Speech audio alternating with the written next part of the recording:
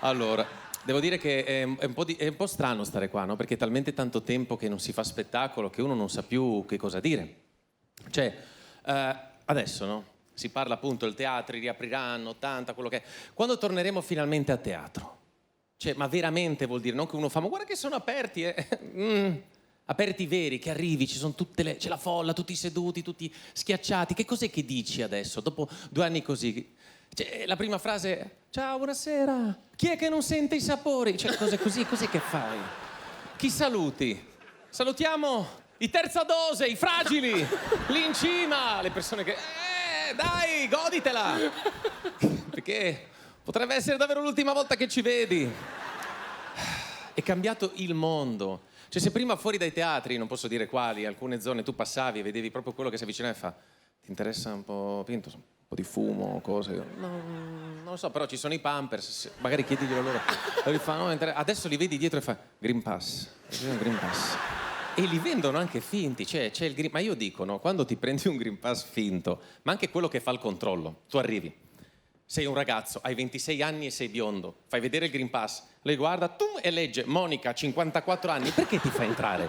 Cosa può essere accaduto per farti entrare Monica, 53 anni? I prossimi mesi saranno difficilissimi, perché di che cosa parlerai? Non puoi più parlare di Covid, basta. Di monopattini neanche, perché non c'è più niente da dire. E poi voglio ricordarmeli così. Questo è l'uomo, così, con la zampetta dietro. Io quando vedo un uomo con la zampetta così, che sfreccia, no? Che va verso l'infinito e oltre. Poi ogni tanto qualcuno cade e fa, chissà com'è successo, te lo spiego io.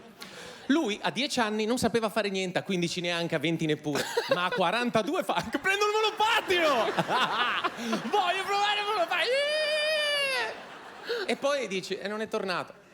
Ora, siamo in un momento storico assurdo. Pensate alle cose incredibili. Cioè, si ha l'ansia di tossire, ragazzi. Che se tossisci, vedi la gente... Cioè, prima, ricordate quanto era bello quando...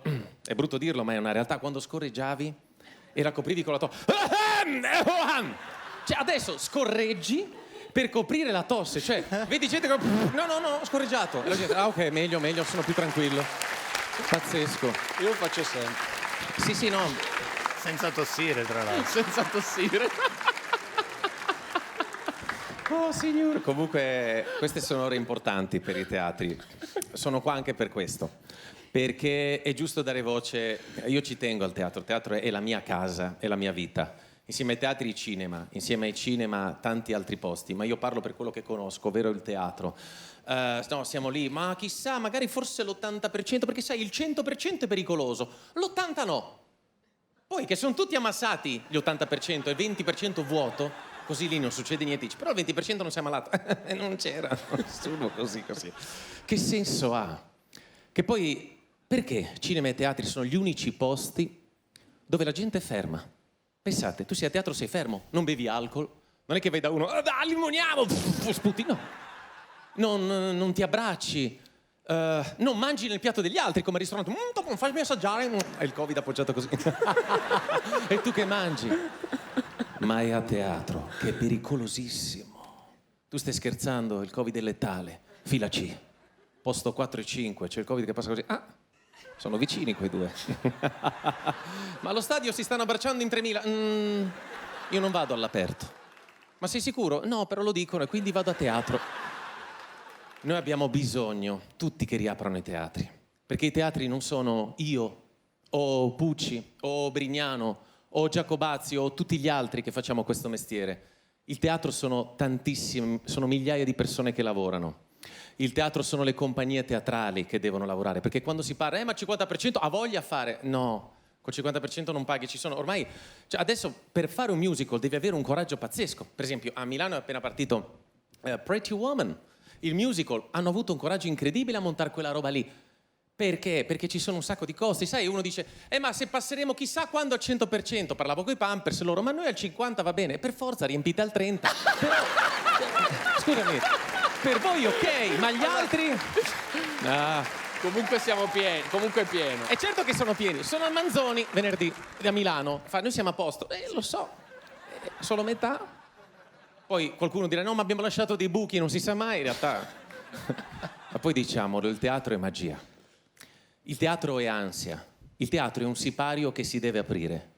E mi manca tutto di quella roba lì. Per assurdo, mi mancano anche le persone. Sai quando uscivi? Una foto che vedevi 1200 persone, l'ultima foto e gli altri, poi l'ultima con me, l'altra l'ultima, l'ultimili l'ultima, che alla fine leggevi ed era uno usciva, lulululilala. Mi mancano anche quelle mamme che arrivano e fanno ti prego mi fai un video per il mio bambino. E io va bene, facciamo il video, come si chiama? Si chiama Gianmarco. Quanti anni ha il bimbo? 19. Non è un bambino. Gianmarco di 19 anni dovrebbe uscire con le tue amiche, non farsi fare i video dalla mamma, capisci? Poi dicono mio figlio è un po' strano, gli fai i video. A 19 anni non ha senso, vabbè. Mi manca vedere le persone che entrano a teatro e sbagliano il posto col biglietto. Si siedono, arriva quello e fa guardi che è il mio, non credo, e invece ci devi credere perché il numero coincide. Ma d'altronde mi mancano anche quelli che stanno al telefono, che tu vedi la luce che c'è e dici può spegnere il telefono? Lui, non ce l'ho acceso e lo vedi illuminato a giorno. No, io mi stavo solo facendo una lampada. Su Instagram però mi manca tutto, mi manca il teatro. Io in questi anni al teatro ho vissuto di tutto. Ho fatto spettacoli in questi anni in qualsiasi condizione, con la febbre, con una frattura, un dolore atroce ma l'ho fatto praticamente come Valentino. O l'ho fatto con la febbre, non avendo dormito, triste, senza voce. Una volta anche con una flebo, mi ricordo, ore 15, colica renale, cado a terra. Vi racconto questa velocemente. Cado a terra, rimango a terra, mia moglie, oh mio Dio, cosa faccio? E beh, sicuramente continuare ad agitarsi, perché io ero sdraiato, ho detto, chiama qualcuno che venga. Arriva l'ambulanza, cos'è, 118, giusto? Vabbè, chiama, arrivano, entrano, io sul parquet. Entra il primo e fa, allora, passandomi vicino, dov'è? Ho detto, è in camera. Io sono qua, io di solito sto così, sto sul parquet tenendomi dietro la schiena. Ero io. Ore 15, ore 17 ero in ospedale, avevo la flebo, mi mettono la flebo, sai che poi ti iniettano, pam! Sto dai, bellissima! E ho fatto lo spettacolo con la flebo, è stata una cosa bellissima, 3 ore che vaneggiavo. Mi manca tutto. Ah, porca miseria. Quella che mi è rimasta più impressa in assoluto è stato... Io ho un problema, mi piacciono i dolci. E sono sempre lì che mangio le creme, eravamo a Bologna e fa, devi assaggiare questa crema che è una roba pazzesca. Ho detto, guarda, non mi va, erano le 7 di sera. Ho detto, non ti va? Ho detto, sono a dieta Bologna? Sei mica matto? Assaggio sta crema, sai quando è fresca? Comincio a mangiarne 1, 2, 3. Ma io ho un piccolo problema legato al... Salgo sul palco, arrivo verso la fine dello spettacolo, perché il teatro è vita. Hai presente quando devi fare il finale, quello romantico? Che cambiano le luci, l'atmosfera è quella giusta, c'è una luce su di te. E io stavo facendo una cosa che parlava un po' di noi, perché noi alla fine siamo solo dei clown. Il clown serve a far sorridere, a far ridere, anche se sta male, poco importa. E io ero lì e parlavo e dicevo, perché la vita del clown, in fondo che cos'è? E sento, dico, no, non è vero, ti prego, no, non resisti.